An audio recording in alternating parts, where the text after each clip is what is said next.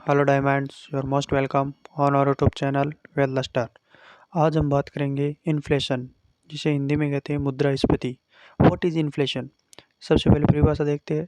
अर्थव्यवस्था की वह स्थिति जब वस्तु तथा सेवाओं के मूल्य में निरंतर वृद्धि हो तथा मुद्रा के मूल्य में निरंतर कमी हो, मुद्रास्फीति कहलाती है। In short, what is inflation? Demand high, supply low. इस समय आपूर्ति की तुलना में मांग अधिक होती है। Demand is greater than supply. इसमें सामान्यतः वस्तु तथा सेवाओं की कीमतों का उच्च स्तर पर होना ही महंगाई है। मांग अधिक, आपूर्ति कम, मुद्रा का मूल्य निरंतर कमी और वस्तु तथा सेवाओं के मूल्य में निरंतर वृद्धि होना ही महंगाई है।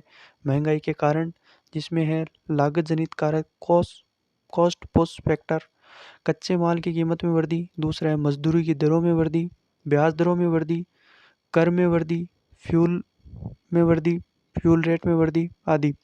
मांग जनित कारक, डिमांड पुश फैक्टर्स, जनसंख्या में वृद्धि, ब्याज दरों में कमी, भ्रष्टाचार तथा काले धन की अधिकता, सरकार के गैर योजनागत व्यय आदि। इनके बाद में अगला जो है वेतन जनित कारक, वेज पुश फैक्टर्स।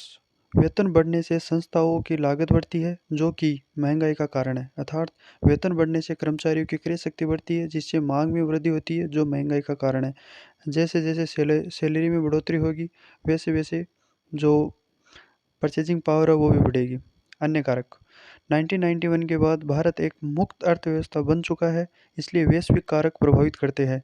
इनमें आयात निर्यात की स्थिति, कच्चे माल की कीमत, सोने की कीमत और अभी वर्तमान में कोविड-19 का प्रभाव, इसके अलावा व्यापार युद्ध का प्रभाव आदि। ये सभी कारण हैं जो एलपीजी रिफॉर्म हुए थे, लिबरलाइजेशन, प्राइवेटाइजेशन और ग्लोबलाइजेशन 1991 के बाद ओपन इकोनॉमी बन गई थी इंडिया की। उसके बाद ये सभी फैक्टर है वो भी काउंट किए जाते हैं।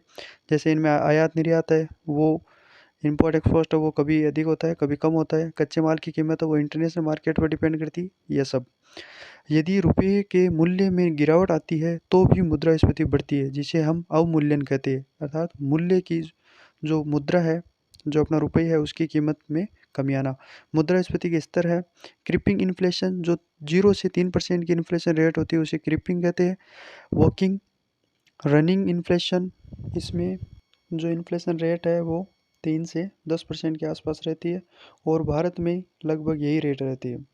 फिर थर्ड है ग्लोपिंग इन्फ्लेशन, यह है 10 to 100%। इसमें क्या होता है, जिसे ये जो वॉकिंग रनिंग इन्फ्लेशन है उससे हाई होती है। उसके बाद में सबसे लास्ट में है हाइपर इन्फ्लेशन, ये है 100% से भी अधिक, जो कि होनी नहीं चाहिए। अब है फिलिप वक्र।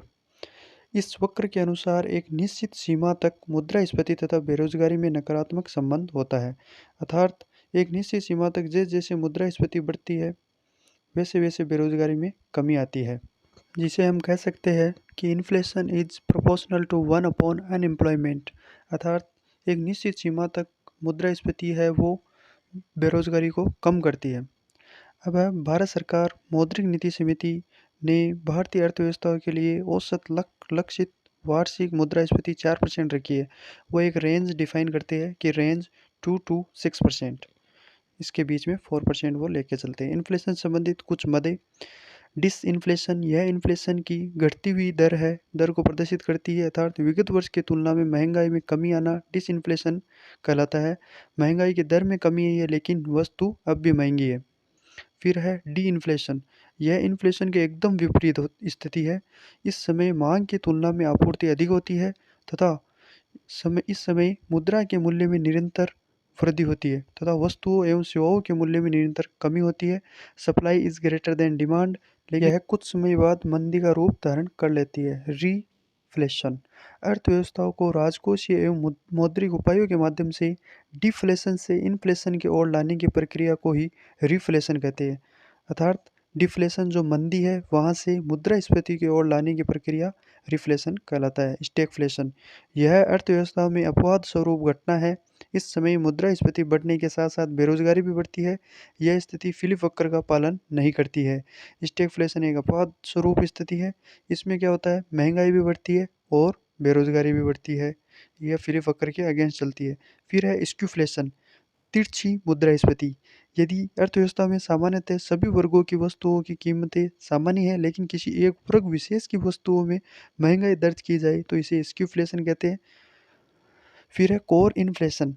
यदि मुद्रास्फीति में बाहरी कारकों के प्रभाव को हटा दिया जाए, कोर इन्फ्लेशन कहते हैं। बाहरी कारक जैसे फ्यूल प्राइस, अकाल, बाढ़ आदि।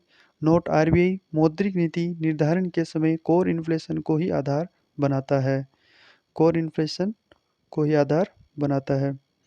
इसके बाद है हेडलाइन इन्फ्लेशन। मुद्रास्फीति का मापन जब उपभोक्ता मूल्य सूचकांक सीपीआई कंज्यूमर प्राइस इंडेक्स पर किया जाता है तो इसे हेडलाइन इन्फ्लेशन कहते हैं, क्योंकि सीपीआई में खाद्य वस्तुओं का महत्व अधिक होता है।